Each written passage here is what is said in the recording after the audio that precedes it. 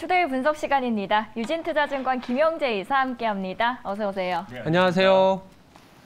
설 전 연휴를 앞두고 있는 꽉 찬 5일이라서 부담도 있지만 또 가벼운 마음도 있는데, 이제 첫 번째 질문은 최근에 우리가 연초 한 이틀 정도는 시장이 별로였는데 그 후로 시장이 1월 효과가 나타나면서 강한 반등이 이제 나왔는데, 연휴는 쉬는 건 좋지만 시장이 쉬는 건 또 싫잖아요. 시장이 쉰다라는 건 하락이기 때문에 이 경계감 그리고 약간의 매도 압력이 있을 수도 있다라는 얘기들이 있거든요. 어떻게 경계감을 가져가야 될지, 아니면 뭐 마음 편히 주식을 들고 와야 될지, 이 부분부터 한번 챙겨봐야 될 것 같아요. 네, 뭐 저는 이제 예상하기로는 주 초반에는 좀 상승 분위기가 조금 이어질 수 있지만 주 후반부로 가서는 말씀하신 대로 경기감이 좀 이어지면서 좀 예도세가 좀 출현될 수 있다라고 볼 수 있겠습니다.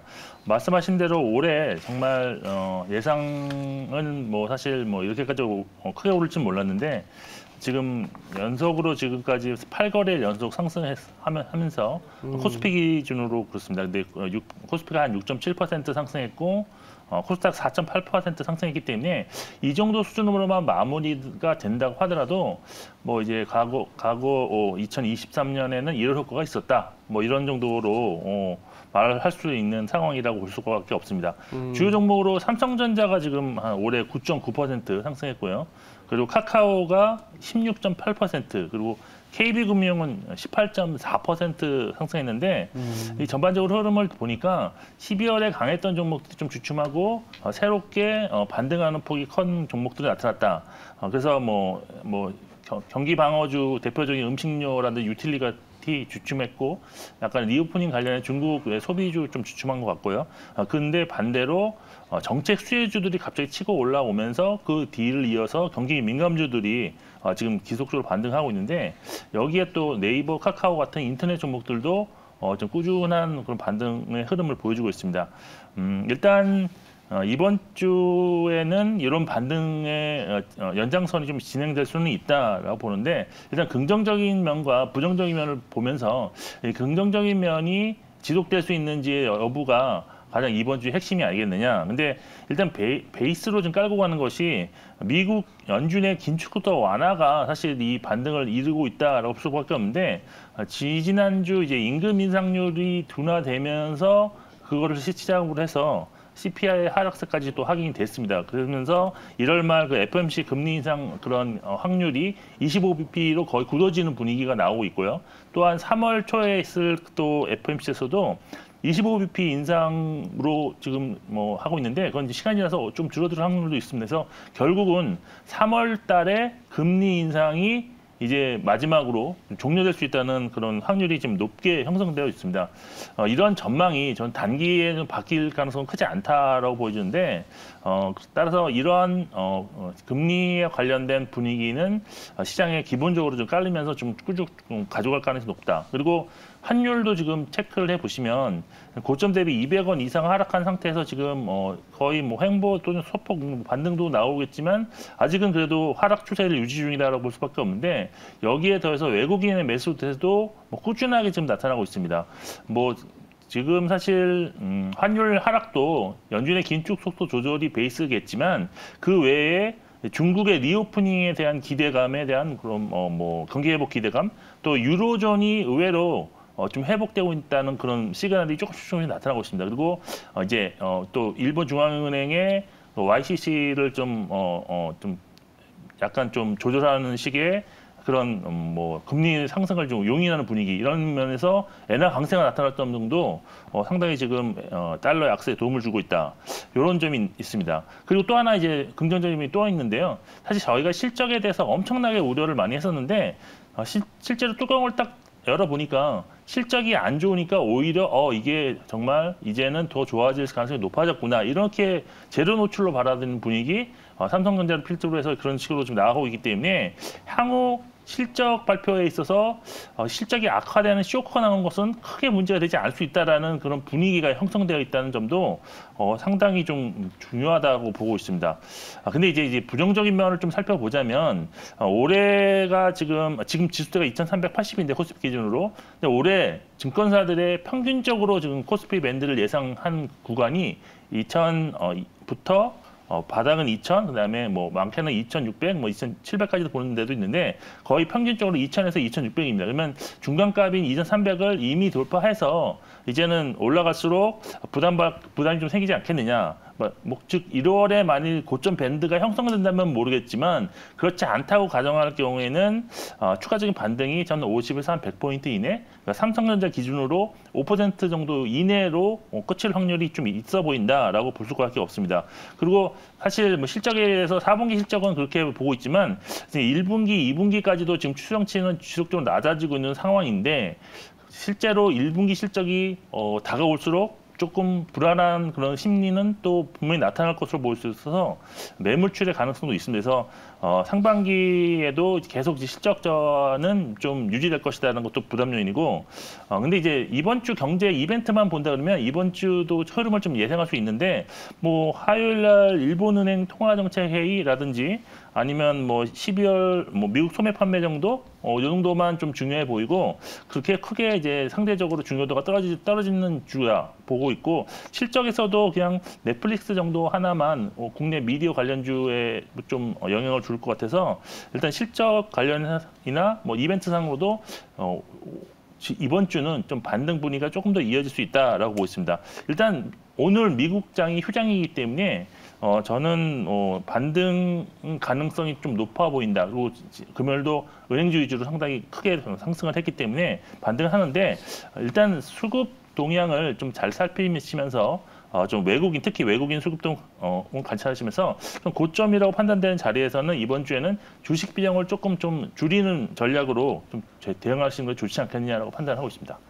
그 수급 이야기를 하셔서 사실 이 상승 랠리가 계속 지속되려면은 유동성이 일단 공급이 돼야 되는데, 문제는 지금 수중에 아무도 돈이 없다는 거죠. 그렇다면 외국인은 우리 시장을 얼마나 매력적으로 보고 있는지 한번 두 분께 여쭤보도록 하겠습니다. 먼저 센터장님부터요. 외국인이요. 우리나라를 바라볼 때 외국인은 일단 두 가지 측면인 것 같아요. 지금 최근에는 이제 중국의 리오프닝이 얼마나 더 이어지고 그 영향이 한국에는 또 얼만큼 경상수지라든지 실적으로 찍힐 수 있을까라는 거고, 또 하나는 이제 연준의 정책에 따라서 달러화가 여기서 추가적인 약세를 보일 수 있는지에 대한 여부인데, 물론 아까 이사님이 얘기한 것처럼 2,400 넘어가게 되면 단기적으로는 밸류에이션 부담이 좀 있어서 외국인들 입장에서도 연초에부터 지금까지 끌어왔던 힘보다 좀 낮아질 수는 있는데, 지금 조금씩 긍정적인 부분은 이런 겁니다. 1월 춘절 이후에 중국의 소비가 본격화될 수 있다는 얘기들이 좀 나오고 있고, 더불어서 일본은행의 정책으로 인해서 달러가 추가적으로 약세를 보일 수 있다. 그래서 연휴 전후로는 조금의 변동성은 있을 수 있지만, 오히려 이제 1월이 지나고 2월에 들어갔을 때는 실적 시즌이 끝나고 약간의 어떤 중소형주가 조금 더 탄력 있게 움직여주고, 그리고 나서 또 한 2월 말 이후에는 또 계단식으로 코스피가 올라갈 수 있는 그런 순차적인 어떤 숨고르기 구간으로 보는 거지, 여기서 또 다시 외국인이 우리나라를 상당히 매도하면서 또 전저점까지 가는 그런 그림은 아니라고 보고 있어요. 이상님께서는 동일한 관점으로 바라보시나요? 그리고 종목 단으로 들어갔을 때도 코스피, 코스닥 중에서는 어떤 쪽에 저희는 좀 집중을 해서 매수를 하면 좋을까요? 네, 일단 먼저 첫 번째 질문에 대해서는 저도 뭐 팀장님이랑 거의 비슷한 의견을 갖고 있다. 그리고 또 하나 최근에 들어서 또 이제 나오고 있는 데이터를 보면 작년에 강했던 어떤 카테고리 군들이 올해는 최하위권으로 좀 바뀐 적이 많습니다. 그래서 사실 작년에 제일 안 좋았던 게 리츠, 그리고 이제 신흥국 주식이 두 번째로, 끝에서 두 번째였는데 이게 순위가 딱 바뀌었습니다. 올해는 그렇죠. 지금 리츠가 1등, 그 다음에 신흥국이 2등입니다. 그리고 작년에 상위권에 있었던 현금은 지금 거의 하위권에 있는 점, 이런 점을 본다면 어떤 1월이 되면서 기대 심리, 그러니까 뭐 올해는 조금 달라질 수 있다는 그런 기대 심리가 정말로 1월에 나타나고 있는 것이 아닌가라고 보고 있고, 그리고 지금 전망들도 사실 뭐 지금 해외 유수 IB들도 유로존의 경기 회복에 대해서도 좀 전망을 가치를 바꾸는 그런 사례도 있고 또한 지금 신흥국이 조금 달러화의 약세에 좀 오히려 좀 반응할 수 있다라는 그런 분위기도 지금 많이 리포트들로 나와 있습니다. 그래서 이런 면을 본다면 올해는 미국보다는 좀 그 외 주변 국가들의 그런 수급이 좀 좋아질 가능성이 있다. 그리고 이제 종목별로 본다면 사실 지금 사실 그런 대형주로 그럼 가야 되냐? 저는 그렇게 보고 있지 않는데 이 시장은 어차피 도토리 키재기로 이게 순환하면서 올라오는 그런 장일 수밖에 없습니다. 지금 시장의 유동성이 풍부하지 않은 상황이고 약세장이 진행되고 있기 때문에 지금 이제 연초에 이제 사실 개별 종목 장세가 나타날 것이라고 예상했지만 오히려 반대로 대형주의 랠리가 있었고요. 그러면 이제 여기서 보통 대형주 또 가냐? 저는 그렇게 생각하지 않고 이제 키 맞추기로 코스닥의 어떤 개별 종목들도 좀 올라오고 이런 식으로 지금 가야지 좀 코스피만 계속 좋다 이렇게 본다 그러면 저는 그렇게까지 시장이 극단적으로 움직이지는 않을 것으로 보고 있습니다. 네. 네. 코스피, 코스닥 핑퐁 게임처럼 한 번씩 돌아가면서 랠리가 나오도록 하겠습니다. 네. 두 번째 질문으로 이어가 보겠는데요. 오아시스가 상장 절차의 본격화에 들어갔습니다. 올해 IPO의 기대주 어떻게 될까요? 저는 뭐 이제 IPO 기대주 설명에 앞서서 사실 시장이 좋을 때는 IP 종목에 이제 단기 투자해서 수익을 낼 가능성이 있지만, 네. 근데 이게 좀 길어지면 약세장으로 돌아갔을 때는 아무래도 IPO는 이제 오프라이싱하는 그런 그 단계를 좀 거치게 됩니다. 왜냐하면 상장을 위해서 약간 실적에 대해서도 약간 좀 조절이 좀 들어갈 수도 있고, 좋은 쪽을 이제 IPO 이전에 발표해서 공모가를 높이는 형상도 있기 때문에 이건 좀 논문에도 있는 그런 현상인데, 그래서 지금은 사실 거품이 빠지면서 밸류에이션 상으로 이제 정상화가 되는 과정이 지금 나타나고 있습니다. 따라서 지금 현재는 약세장이 지속되고 있기 때문에 공모가가 그렇게 높게 형성되거나 아니면 뭐 이렇게 거품이 낄 가능성이 좀 낮아지긴 했습니다. 근데 그럼에도 불구하고 IPO 투자는 올해는 좀 그렇게 쉽지는 않을 것이다라고 아직은 보고 있습니다. 근데 사실 지금 시장이 계속 안 좋아지면서 IPO를 통해서 공모하는 자금액이 계속 줄어들고 있습니다. 지금 2021년 같은 경우는 19조 7천억 원이었는데 작년에가 16조 4천억, 그리고 올해 예상은 7조 5천억인데요. 그래서 절반밖에 안 되는 수준으로 낮아질 건데, 아마 그 이유 중에 하나는 기존에 예정되었던 IP 기대주들이 공모를 연기하거나 철회하는 그런 것이 지속적으로 반복되고 있기 때문에 현재로서는 기대주는 있지만 그 기대주가 과연 IPO를 할 것인가에 대해서는 조금은 좀 지켜봐야 된다라고 보고 있습니다. 근데 이제 저희 같은 사실 브로커 같은 장내에서 주로 이제 시장에서 참여하는 그런 투자자들 같은 경우는 이 대여급 IPO가 연기되는 것이 상당히 전 긍정적이라고 볼 수밖에 그래요? 없습니다. 왜냐하면 지금처럼 유동성이 풍부하지 않은 그런 시장 상황에서 정말 대여급 IPO, 예전에 LG 에너지 솔루션이었는데 솔루션 상장하기 이전에 그 시장 왜곡으로 기관들이 계속 매도했던 그런 그랬죠. 것이 있었기 때문에 오히려 IPO가 연기되는 것은 오히려 지금 시장에서는 긍정적이다. 그리고 볼 수 있습니다. 근데 현재 이제 올해 IPO 기대주로 지금 예상되는 종목은 일단 11번가가 있는데요. 11번가 같은 경우는 재무적 투자자에게 올해 9월까지 기업을 공개하겠다라고 역사한 바가 있기 때문에 그냥 상장 시도는 할 수 있다라고 볼 수 있고요. 그리고 골프존 카운티가 이제 지난해 이제 컬리처럼 8월에 그 상장 예비 심사를 통과했는데요. 그 기간, 그 효력 기간이 2월 22일까지이기 때문에 그 이전에 뭐 상장을 추진해야 하는데 증권가에서는 자금 여력이 풍부한 골프존 카운티가 급하게 서두르지 않을 수 있다라는 의견을 지금 내놓고 있는 상황이고, 그리고 최근 1조 한 2천억 규모의 자금을 취한 것으로 알려지고 있는 카카오 엔터 같은 경우에도 뭐 나스닥이 됐든 국내가 됐든 올해 상장할 가능성이 좀 높지 않나라고 지금 시장에서는 파악을 하고 있습니다. 그 외에 뭐 LG CNS라든지 뭐 IG 웨이웍스, 서울보증보험, 원스토어, SK실더스, SK 에코플랜팅도 상장 추진은 예정이 되어 있는데요. 일단 시장 상황에 맞춰서 시기 조정은 가능할 것으로 일단 보고 있습니다. 그리고 이제 또 하나, 올해는 지금 3월부터 공모주의 시초가와 가격 제약폭이 대역이 상향 조절 가능성이 매우 높습니다. 그래서 지금까지는 공모주 가격에 2배부터 시초가가 형성되고 여기에 상한가 가면 30% 추가. 그래서 10,000원의 공모가라면 20,000원에 시작해서 26,000원까지 가는 하루에 따상이면 이제 뭐 그 정도 수준의 그걸 할 수 있었는데, 근데 이제는 이것을 뭐 공모가의 400%까지 확대시킨다는 그런 얘기가 있습니다. 그래서 그럴 경우에는 상한가 진입 거의 불가능하지 않을까라고 보여서 좀 바람직한 투자를 신중하게 좀 한다는 면에서는 바람직하지만, 근데 이제 공모 금액이 아주 뭐 크지 않고요. 보호예수 물량이 많은 그런 종목이라면 오히려 부작용도 좀 있지 않을까라고 좀 걱정이 되고 있습니다.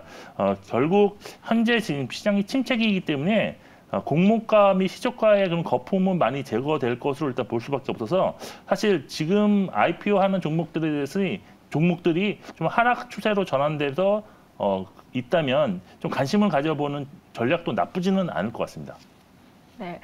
주변에 상장하는 기업들만 주변에 매수하는 분들도 사실 있었거든요. 네. 작년 겨울까지만 해도 승산이 있었던 게임인데 확실히 상황이 많이 달라지는 것 같습니다. 전체적인 IPO 시장에 대해서 말씀을 해주셨습니다. 그렇다면 그 안에서 좀 기대가 되는 특별하게 IPO 상장 이벤트가 있을까요? 글쎄요, 저는 지금 무리하게 IPO를 한다는 얘기는 결국 자금이 그만큼 어떤 스케줄상 타이트하게 진행되어 있는 종목일 가능성이 높다. 그래서 사실 오아시스가 상장을 다시 한다고는 하지만 기업 가치는 예전보다 훨씬 더 낮아진 상태에서 상장을 취재하는 거기 때문에, 물론 이제 그러니까 상장으로 인해서 이제 투자했던 그런 재무적 투자자에게 이제 자금을 이제 뺄 수 있는 그런 기회를 주는 거는 뭐 긍정적이라고 할 수도 있겠지만, 그래서 오히려 IPO 한다고 해서 꼭 좋은 그런 시그널이 되지는 않을 수도 있다라는 점을 좀 고려를 하셔야 된다라고 저는 보고 있습니다. 그래서 지금보다는 사실 좀 근데 이제 그만큼 절박할 수도 있다라는 점이 좀 부정적인 관점의 포인트인데, 뭐 그렇지 않고 지금 뭐 정당한 기업 가치를 우리는 받는 거라고 볼 수 있는 상황이라면 뭐 나쁘지도 않을 수도 있습니다. 그렇지만 저는 현재 IPO를 무리하게 취재하는 기업은 그렇게 지금 재무 구조가 그렇게 썩 좋지 않을 수도 있다는 관점에서 접근이 더 맞지 않을까. 그래서 대형주보다는 좀 지금 유동성이 작은 관계로 좀 소형주, 중소형주 내에서 좀 알짜배기 종목이 나올 가능성이 좀 있지 않겠느냐라고 보고 있습니다. 그래도 전체적으로는 지난해 뭐 IPO 시장이 워낙 그 LG 에너지 솔루션부터 시작해서 좀 너무 큰 종목들이 들어왔었는데, 이런 수급적인 밸런스가 깨지는 부분들은 없을 것 같으니까 그런 부분도 시장에서는 나쁘지 않아 보인다. 이 정도로 정리할 수 있겠네요. 알겠습니다. 세 번째 이슈는 뭐 간단하게 한번 짚어보려고 제가 한번 질문 드려보는데, 제4 이동통신에 관련된 얘기예요. 이게 가능할까 싶은데, 스페이스 X가 국내 사업에 뭐 등록을 신청했다고 합니다. 통신 같은 경우에는 이제 전력 인프라와 동일하게 안보적인 부분도 걸려 있어서 쉽지 않을 거라는 생각이 드는데, 일단 뭐 간단하게 한번 짚어볼 필요는 있을 것 같아요.